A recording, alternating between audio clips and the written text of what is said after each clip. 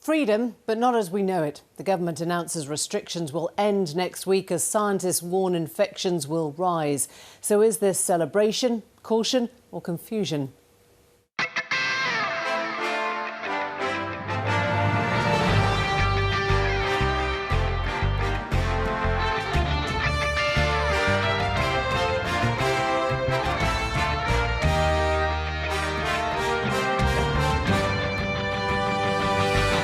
So tonight, the PM warns against getting demob happy. COVID laws will go, we'll make the rules ourselves. But does everyone understand how to behave? Also tonight, the Home Secretary called taking the knee a show of gesture politics. Now England's footballers have shown her why it wasn't. How far can those in power be held responsible for what happens on the ground? And the streets of Cuba are seeing their biggest demonstrations for decades. But what's behind the unrest? Hello, good evening. When there were laws, we followed laws. When there were rules, we, for the most part, notable exceptions aside, followed those too. But this time next week, all that will change. The last government-imposed COVID restrictions on day-to-day life will be lifted. It will be down to us to find a way through. The Prime Minister announced the upcoming changes with more than a little sense of wariness. There was no insistence the changes would be irreversible, no sense of the end of the pandemic. Instead, there lay a quiet recognition that a lot hangs in the balance right now. So do we bluntly know how to behave when we're left to decide what's right and what's wrong? And as countries around Europe start to shift their own responses to reopening, are we confident this is the right path out? We begin with our political editor, Nick Watt. And Nick, there were pretty substantial changes today, both in the tone and in what's actually been decided by the Prime Minister. Well, of course, Emily, a week can be a long time in politics. So last week, Boris Johnson was talking about ending legal restrictions, and then there'd be a big focus on personal responsibility. And yes, those legal restrictions today are going to be lifted from next week, but then there will be a big nudge from the state. So let's just do a compare and contrast over the week. So last week on masks, the Prime Minister was saying guidance will suggest where you might choose where to wear a mask. The guidance now says the government expects and recommend the wearing of masks in crowded areas such as transport.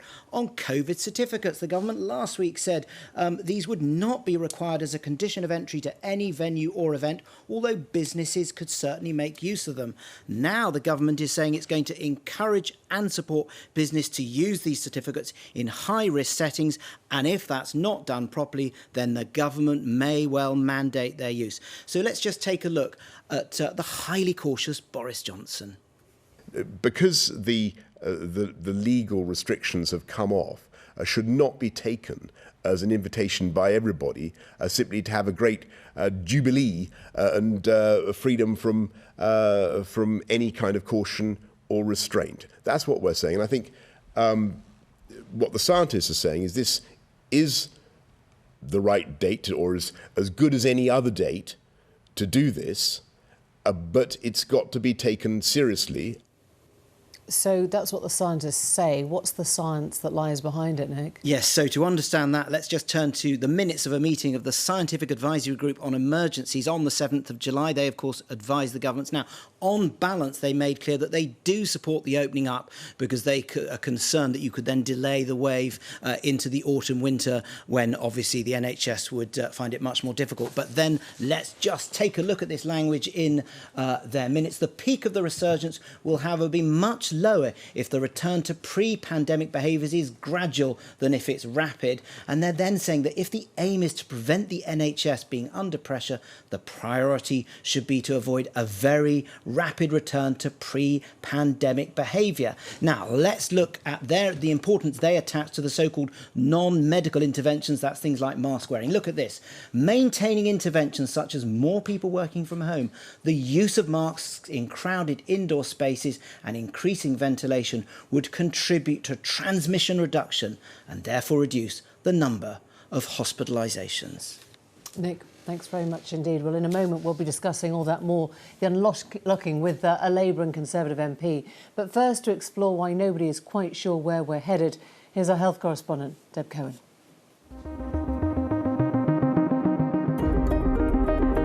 The big gamble is underway. after 15 months of COVID restrictions affecting all of our lives. Today, confirmation that these will end in a week's time. New models show that there's a great deal of uncertainty in how COVID-19 will pan out in the coming weeks. It's difficult to predict the complex interplay between relaxing restrictions, vaccine rollout and a new variant. But if we don't relax restrictions now, then when? There isn't necessarily scientific consensus. In The Lancet last week, some scientists cautioned, "We believe this decision is dangerous and premature." But others are less certain. They say no strategy is risk-free. I think we've got to open up sooner rather than later. We've done as much as we can to stop people dying on their first infection. And I think that delaying restrictions at the moment aren't justified and could be more harmful in the long run. There are other issues beyond COVID to consider, including an immunity debt, where people don't develop immunity to other viruses suppressed by COVID lockdowns, causing cases to increase down the line. If this goes on much longer, the longer it goes on and the longer that we keep these infections at bay, ultimately it's quite likely that the more severe disease we will see from not just COVID, but a whole range of other infections, that some of which we have vaccines for, some of which we don't. One of the main pinch points has been the NHS. There are worries about how it will cope, particularly in winter when these kinds of infections tend to be worse. We could be incredibly lucky, and a cautious approach will actually see there are sort of quite plausible outcomes in which we see very little COVID, but there are quite plausible ones in which we see an awful lot and comparable amounts to the previous waves. Many scientists argue that this coronavirus is here to stay. It'll come into some sort of equilibrium in society. We are going to get COVID repeatedly from now on through the rest of our lives. Seeing that already in the shift of symptoms that people describe, and it will just be another cause of the common cold and probably won't have that big an impact for the NHS. And we can see that already happening because people who have second infections with the virus, which is becoming increasingly common, aren't actually that sick the second time around. But when exactly we get to this point is unclear, and scientists are debating what policies should be in place to ensure that people are protected as much as possible. I think there are no easy answers, but I think there are a few things we're actually still not doing. For example, barriers to quarantining when ill. We know that if you just provide people with financial and actually probably slightly under-discussed emotional support for that isolation procedure, emotional and social support, as well as financial and employment, that is extremely effective. Removing barriers to vaccination, like I said, everyone will agree that is a thing that's worth doing, and actually not an easy answer because it requires a lot of work. So there are a few of these things that while potentially they cost some money and take some effort, are not actually terribly controversial in terms of what their effectiveness will be. While scientists continue to debate the best way forward, the next few weeks will really show how the gamble of full reopening pays off. That was Deb Cohen. Joining us now, Alison McGovern, the Labour MP and Shadow Minister for Digital, Culture, Media and Sport, and Peter Bone, Conservative MP for Wellingborough. Thanks very much for joining us. Alison McGovern, can I start with you? Would you say you know how to behave next week in England once the laws have ended? Well, I hope I know how to behave, and you know, I'm sure that my the details will be uploaded online, and we can all do that thing where we check. And so that we're clear in our own minds. I think the bigger problem for me is that we seem to have gone from Freedom Day to, you know, please everyone be cautious in a few short weeks. And I think that will be confusing for people. So we do need to make sure that people understand how to keep each other safe. Sorry, so what is the bit that you disagree with then? Is it the Freedom Day or is it the cautiousness? I would have preferred a different approach from the Prime Minister. You know, we've been asking for more transparency over data for some time. And, you know, boring though it is to repeat myself, It's because that's how you build trust and confidence with the public. And I think there's been more concern for the political messaging and, you know, managing this issue politically than there has for making sure that people are really clear about our best knowledge about what's happening with the virus. Because I think that's the way that's the way that support for the measures could have been maintained. You've heard the scientists, we've all heard the scientists, we can all read the SAGE minutes and see the data there. Would Labour be doing anything different, bluntly? Would you be saying to the public, don't have parties, don't move inside? If it's raining, it's better to cancel rather than have a big group gathering inside. What would you be putting out as your message that you think would make this clearer then if people are confused? We would be doing things differently. On masks, for example, you know, I speak to shop workers, particularly in Wirral, who are concerned already about, you know, people wearing them. They're in a vulnerable position if people are not wearing them. So we need to keep doing the basics well, and one of those is wearing masks. There's other things that were actually mentioned in the report, helping people to self-isolate because still too many people can't access financial support that is available, and getting resources to local authorities. You know, only this week, my own local authority has been out making sure that they're really targeting vaccination resources, you know, encouraging people in local areas where take-up is low, doing that hard work to make sure that we get this response right, doing the basics well. And I don't think there has been nearly enough emphasis on that from the Tories. OK, so it's about emphasis rather than changing things. Let me ask Peter Bone whether you heard a different tone from Boris Johnson today or whether for you this does mark Freedom Day. Well, I think it marks Freedom Day, and I don't think I didn't notice a different tone. I noticed really that the Labour Party is fully behind these proposals, except for making mandatory use of masks. And to suggest that they're miles apart from the government, I think it is absurd. So I think this is Freedom Day.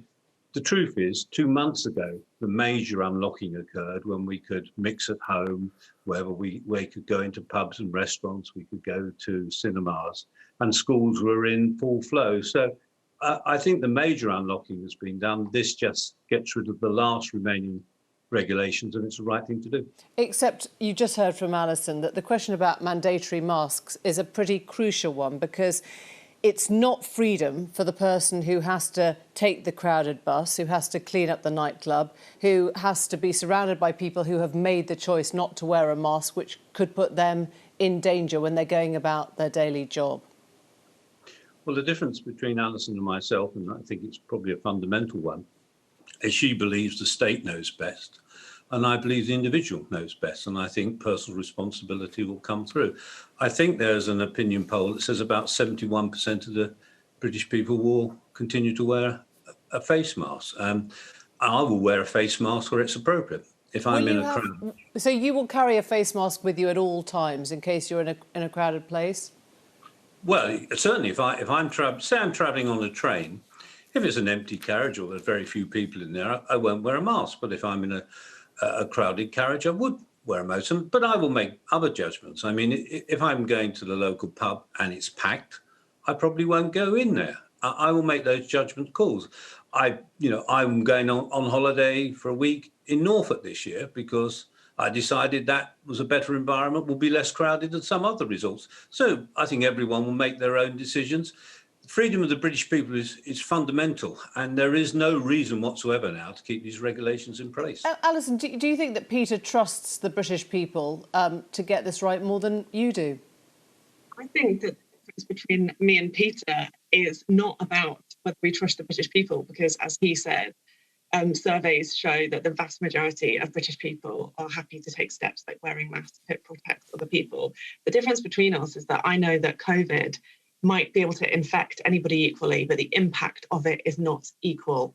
And whether it was the underfunding, of our NHS that meant we went into this pandemic ill-prepared, or whether it was the high number of people who work on zero-hours contract or work in an environment where, they don't have a lot of say or control about what their job is like. I know that this pandemic has had a disproportionate impact on those people. And I'm afraid I think that the Tories are not concerned enough about the welfare of those people. And I think that is the difference between us. Peter Bone, when you hear Sage scientists modelling there could be 2,000 hospitalisations a day at the peak of mid-August, when you say that, hear Chris Whitty say they're set to meet all 4 tests, but he was unsure of preventing unsustainable pressure on the NHS, what happens in your mind if the NHS is overwhelmed?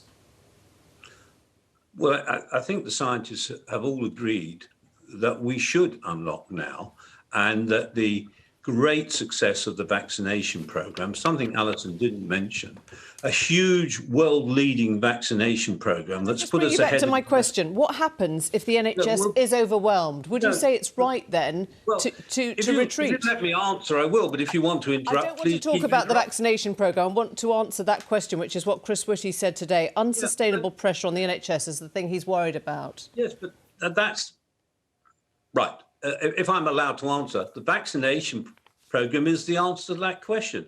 The vaccination programme has broken the link between transmission of disease and serious illnesses and deaths. So it's a success of the vaccination programme that lets us move forward. So he's wrong if he says there could be unsustainable pressure on the NHS. Do you think Chris Whitty's wrong then to raise that point? No, the scientists are not wrong to say if a left field event occurs that we are not aware of or expecting, the government will have to react to it. But there's no evidence of that at all. Okay. So it looks very positive. And it's not all about COVID. It's about the economy. It's about jobs. And it's about people's mental health. COVID is just one illness that we have to deal with. Thank you very much. Thanks to both of you. We should be talking about the football today, a roller coaster tournament full of the best that England has to offer, the dedication, talent, empathy and commitment of an extremely gifted team of young players. Instead, we're trying to figure out how the national mood took us from one of extreme optimism and hyper-happiness to a place soured by a few toxic pockets of racial abuse.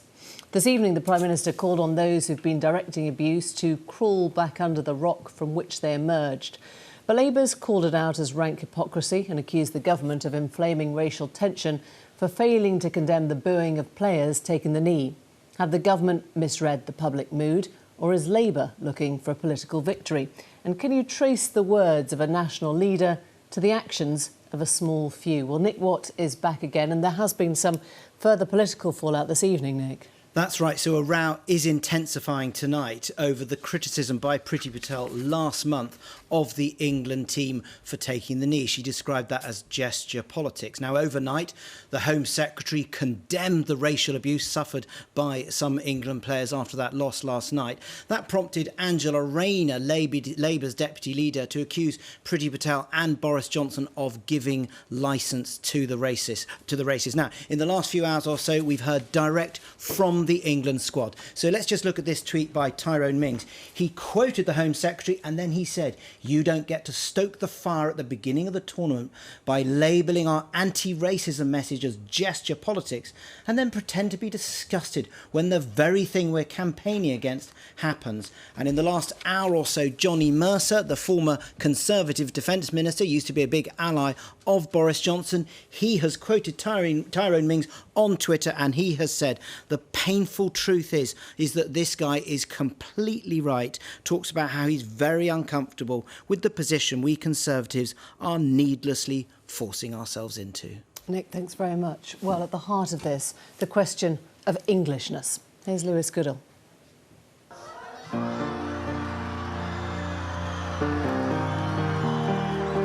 These last weeks haven't just been about the football, the theatre, the spectacle. They've also inevitably been about politics, and something which implicitly, quietly has underpinned our politics, directed its flow for years. Players have had an incredible togetherness and spirit, which I think has brought so many parts of our country together.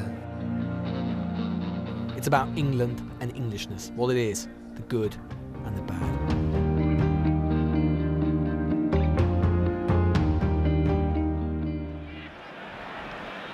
Free kick. Englishness as a driving force of modern politics is a relatively new phenomenon. For so long, it and Britishness were the same, at least in the minds of the English. Look for the St George's flag on that hallowed 1966 day, and you will find few. Yet it is an identity which has risen in potency. With the rise of the devolved UK settlement, with all of its internal tensions, more in England have come to identify with the term, including those who traditionally did not. You know, the number of people who think you have to be white to be English has plummeted. The number of people from ethnic minorities who feel English and proud of it has grown. And I think what the team has done, they haven't created this Englishness, they've embodied it. And it hit us in the face because, of course, we don't see Englishness most of the time. It's never represented in politics or the media or culture. But suddenly you have this team who represent the Englishness and the England that most of us live in. And it is an Englishness which, for several reasons, has struck a chord. Consider that in our public life, this is perhaps the only truly meritocratic and solely English mass cultural organisation. Truly meritocratic because, of course, these players are all there on merit because of their talent. They are from every background. They are virtually to a man working class. Taken together with a women's team, they truly look like England, and how many of our other institutions can truly say that. And solely English because as a result of the very unusual framework, political framework that England has, where it doesn't have its own English political institutions. The England football team is one of the few arenas where Englishness can sit, where it can express itself. And as a result of these two things, when they speak, when they act, they do so with an authenticity and with a power that few can match.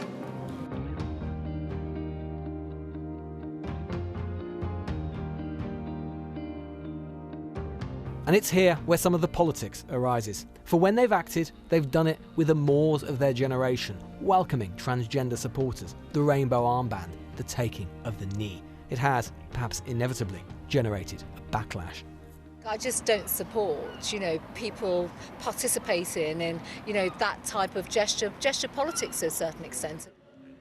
For it is Conservatives who have so successfully defined Englishness, attracting greater numbers of voters who say they're English at each election, who believe the so-called war on woke could win more still. The other side of the culture war has seen this team and dared to hope otherwise, that there's another England after all.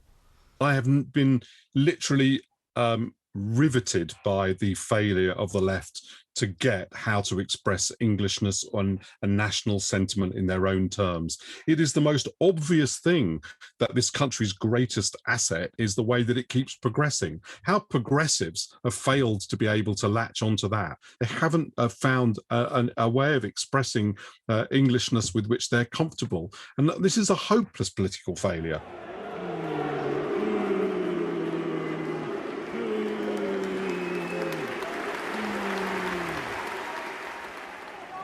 And yet for all the talk of the new summit, there was this. The violence, the appalling racism, the work of a minority, but a minority which is still there. This morning, as we woke, the gap between the England that so many wanted to be and the England that some still are seemed wide. I mean, how many minutes after these three players missing their penalty kicks did it take for their Instagram comments to be flooded with racist language, racist emojis?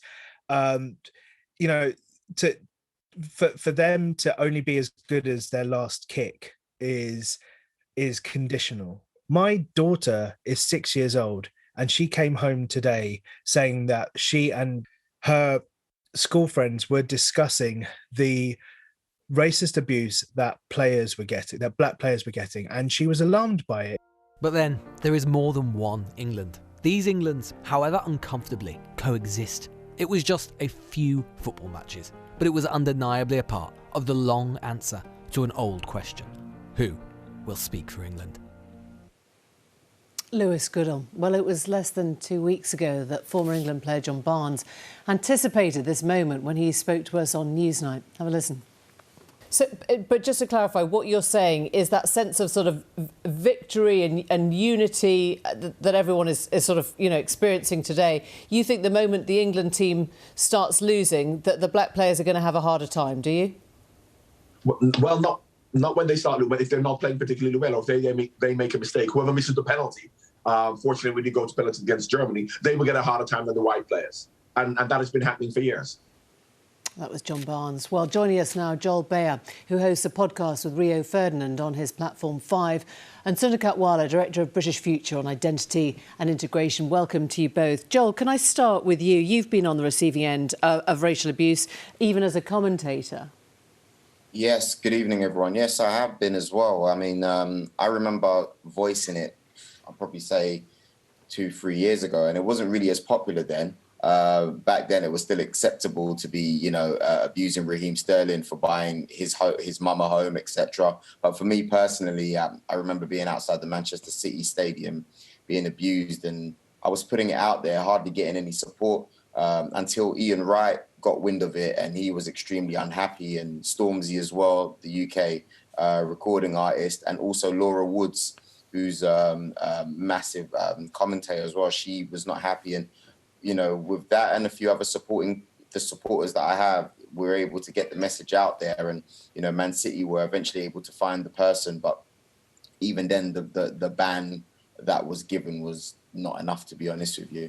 So are we doing better, Joel? It sounds like an odd question to be asking today, but it was called out immediately. It was condemned, even at the very top of government. Does that tell you that that is progress of a sort?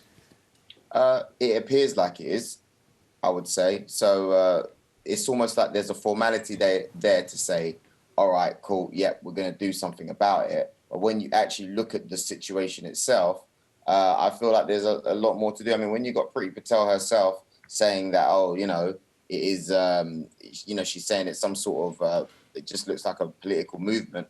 I just think, are you all right? Even if, for example, you're not happy with the fist, and you put the fist down and you're just putting your knee down, the overall message is saying that, look, we're whether you have a black teammate or someone that's black, or you are you're just a black person, and you're saying, look, I'm not happy, and we feel hurt and we feel pain, and we want to be included together, all in one level in society. That's all we're saying. And that's where the anger comes up from people, because they think to themselves, well, what do we have to say in order to be equal with everyone else? What more has to happen?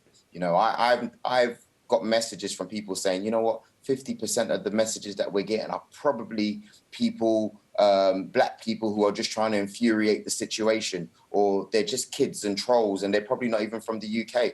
It's almost to say that racism doesn't exist in the UK, and it's like, yes, it's a small minority, but it's important. If you look at Jadon Sancho, Saka, Rashford feeds kids, for goodness sake.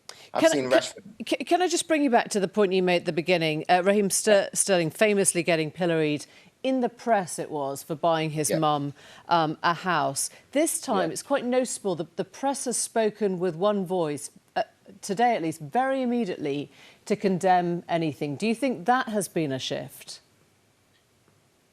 Maybe, yeah, I think there's awareness. But I think it's crazy that it's taken Marcus Rashford to feed the whole nation, or Raheem Sterling to one day put up a post and say enough is enough, for it to be like, yeah, okay, it's enough now, guys. But even when we say it's enough, you've still got members of the government that are saying that it's not that it's not enough, but they're saying that, oh yeah, you know what, the movements that are actually being put out there are not correct, as if they're able to understand what these people are going through. It's absolutely ridiculous. Joel, thank you so much. I'm going to bring in Sundar Katwala now. Do you fear that the players are getting dragged into something political, which is being turned into a struggle between progressiveness and social conservatism? I think what the scenes we've seen today have made the players' case, which is, for all of that progress we've made over the generations, and we've made a lot of progress in my lifetime, that there's more to do, and that it's part of their job, actually, as social voices, to say there's more to do, the journey's not finished. I think they've worked really hard to bridge. Gareth Southgate, as a leader of England, has got a conservative view of Queen and country and military service, and he's inspiring a group of 25-year-olds who say, you know, there's more to do on racism. They want to make further progress in their generation. I've seen this change enormously. And, you know, football broadened who could be English. When I was 8, nobody told me I couldn't be English. I was just supporting Kevin Keegan. That was complicated when I was a teenager. It was menacing, it was threatening, it was hostile. I'd never have gone to an England away match. So what changed in '96 with Three Lions? That was an inclusive, welcoming mood, but it was an aspiration in the Britpop era. People were welcome now, but there weren't many ethnic minorities there. And we've seen that grow this year, 2018. It's normal. We're here, we're English, born in England, most of us. We're part of the country that is watching those penalties, winning, losing. Together, 30 million of us watch that. I would be gutted if these trolls on, you know, social media dominate. Do you think we have redefined Englishness? Because my producer, my black producer, told me this evening that even in 2000, on her first day at primary school, she was told she couldn't be black and English by her teacher. Now, that wasn't that long ago. This was, you know, when my dad came to this country, migrants got a British passport, they were British citizens, no one had the conversation, everyone assumed it was an ethnic identity, and when their children were born in England, it surprised the Irish that their children could be English. The Indian, Pakistani people, their children felt they had a right to both identities, and the white English agree with that at all. Who does not think that Ian Wright is English, that Paul Ince is English, that Marcus Rashford is English? So I don't buy this idea that when the ball hits the post, it's contingent. So why does Gareth Southgate then get called an agent of deep woke? I mean, what effect do you think that had on the team or on the country? Well, that is crazy as politics. I think, you know, the Conservatives can have an anti-woke agenda if the left, you know, some common room somewhere has done something bonkers. If they want to come for the leader of the English football team and 30 million of them watching, we can all hear Gareth Southgate. He bridges this nation, he unifies this nation, he speaks about an inclusive Englishness. Our politicians should join in and speak about an inclusive Englishness. But do you think Danny Finkelstein was right when he said there has been a major failure of the left to express Englishness? Do you think the left have failed here as well? I think they've been anxious about it. I've seen in 2018 and Euro 2020, they can embrace, because the players have taken the knee and had an argument, because the players are being progressive and talking about, they can embrace England at football. Will that go outside football? We've got an inclusive Englishness across ethnicities and faiths when we play these football tournaments for 4 weeks. Why don't we have it the rest of the year round? None of our institutions have turned up and talked about England as well as Britain. It's time we did that too. Thank you. Thank you both very much indeed. Thanks for joining us. Now, Cuba is in protest against the government tonight, with thousands marching on the streets. They've called for freedom and an end to the dictatorship, as COVID has created hostile economic conditions. The tourist economy's collapsed, food shortages are up, there's anger at the government's handling of the pandemic and the availability of the COVID vaccine in a country with a reputation for generally getting its health service right. So is this a turning point for democracy on the still communist island, or a moment when the state will crack down? Here's Aleem Maqbool. Libertad, or freedom, is the rallying cry in Havana. It's been decades since there's been anything like this in Cuba. Spontaneous demonstrations across the island, not sanctioned by the communist government, but organised by frustrated young activists.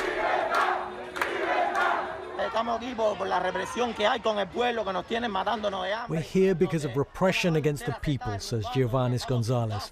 They're starving us to death. We have nothing, but they have the money to build hotels, and they have us starving. So what's led to all this? Well, there are lots of factors: food shortages, power cuts, availability of the coronavirus vaccine, and the slow pace of economic change. The signs are the Cuban authorities will try to stamp out the protests pretty quickly. State security beat me and my daughter, says Michelle Rodriguez. They beat us because we were walking down the street. In several parts of Cuba, the demonstrations did end up getting violent, with some vandalism and running battles between protesters and the police. And an even tougher response is expected if there are demonstrations again. The president said it shouldn't just be the security forces, but government supporters, or revolutionaries as he called them, that should confront the demonstrators too. No vamos a admitir que ningún contrarrevolucionario. We're not going to allow these counter-revolutionaries, these mercenaries sold out to the United States, receiving money from the agencies to provoke destabilization in our country. A todos los comunistas. We call upon all the revolutionaries of the country, all the communists, to take to the streets anywhere where these provocations take place. Y en todos estos días. As expected, the Cuban president laid the blame on the US.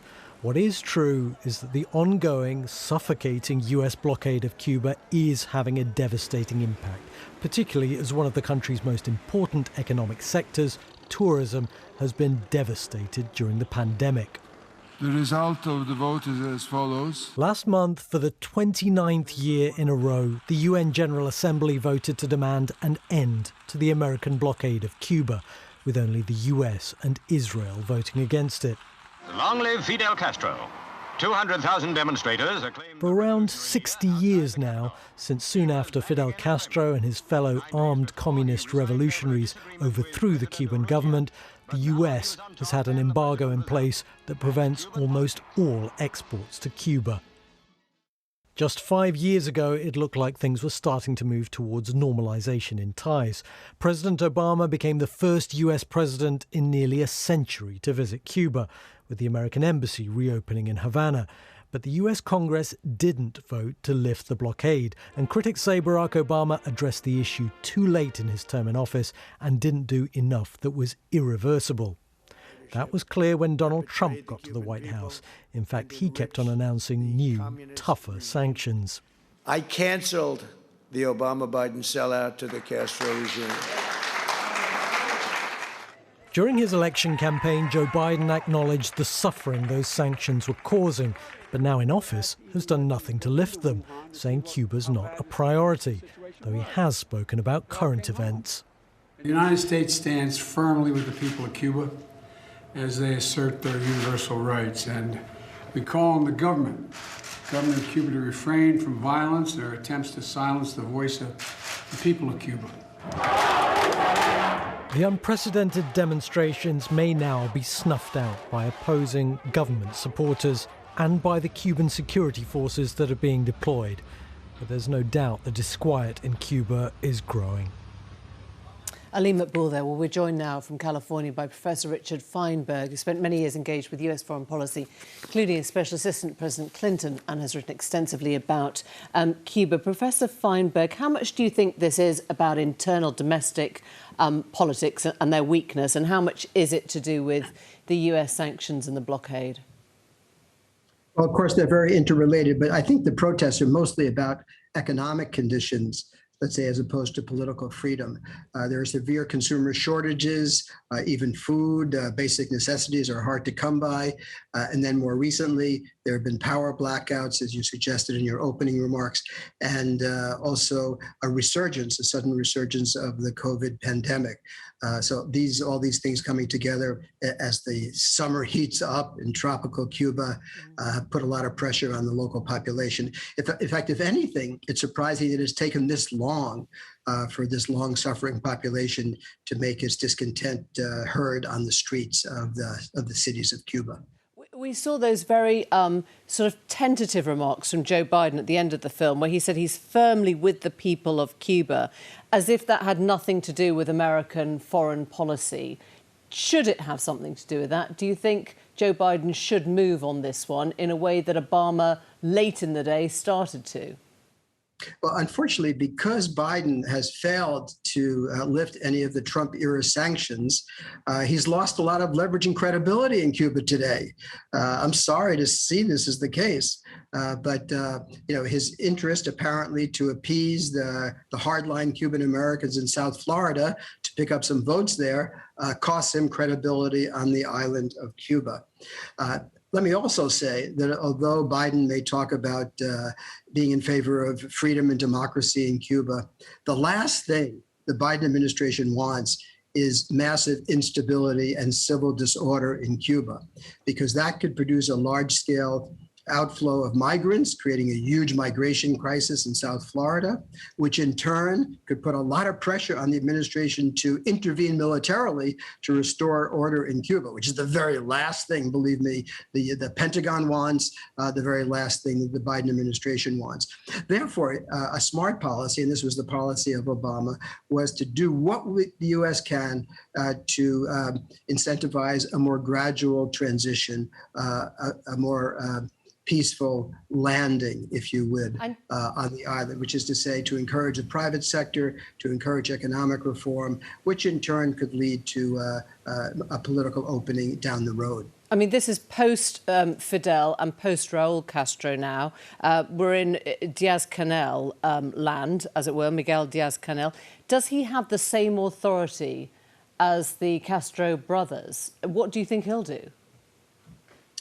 Well, I think so far he has been a disappointment. 2 years in, presumably he represents a new generation, the post-revolutionary generation, people in their 40s and 50s, early 60s, who did not fight in the Sierra Maestra, who have a bureaucratic career path, but that might be more pragmatic and willing to recognize that the economy doesn't function well and really needs major reform and major opening.